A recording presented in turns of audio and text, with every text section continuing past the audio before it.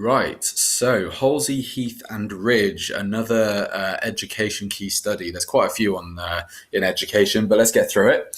I reckon this is probably going to be a two-part video because it's quite a long sheet. That being said, it is actually a very simple one, so you never know, it might get through in one.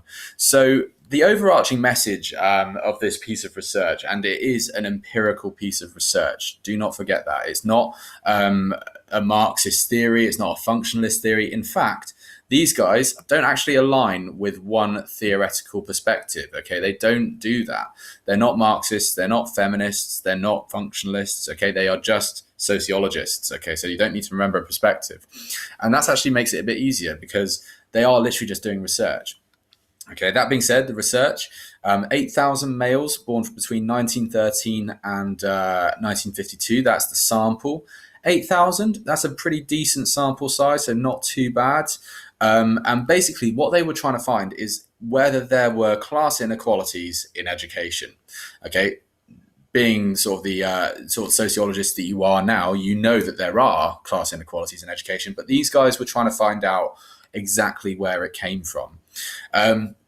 They divided the sample of 8,000 males up into three main groups, and it was based on the father's occupation.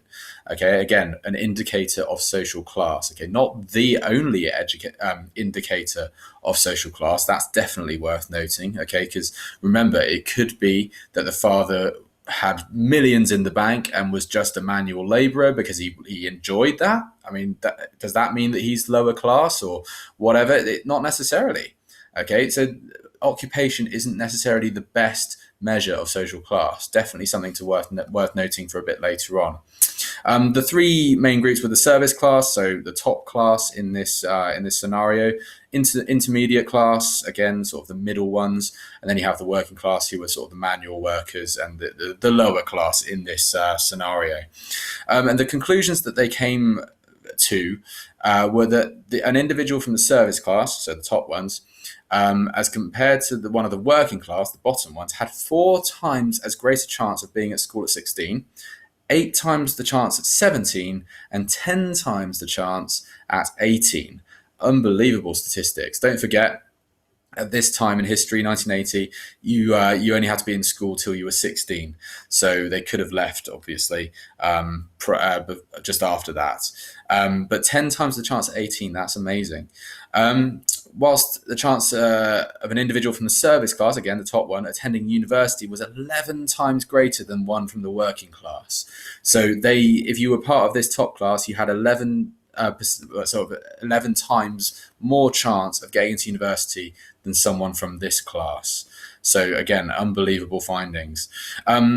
We do come back to this later on, but it should be noted that they didn't actually research any females in this study, which boggles the mind, really. But we'll come back to that a bit later on. So, in terms of summarizing it, okay, it's an empirical piece of research. Okay, it looks at the likelihood of educational success based on social class. Halsey, Heath, and Ridge found that being part of the service class basically meant that your children were far more likely to stay in education and access higher education. Okay, so that's the main point of it.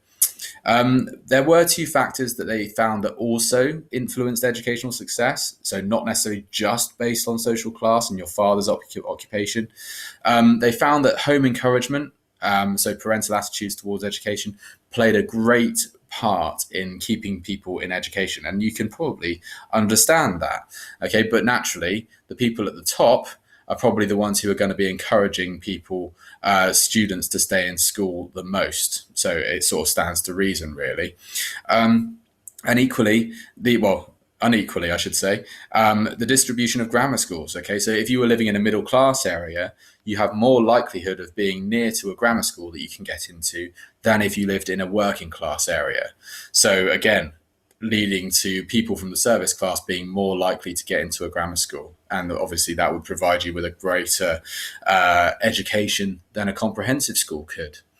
So that's basically the main findings of this study. Okay, we'll go over the positives and negatives in the second video. Again, far more straightforward than it seems. Okay, it's a very, very simple study, but we'll go into evaluating it in the next video.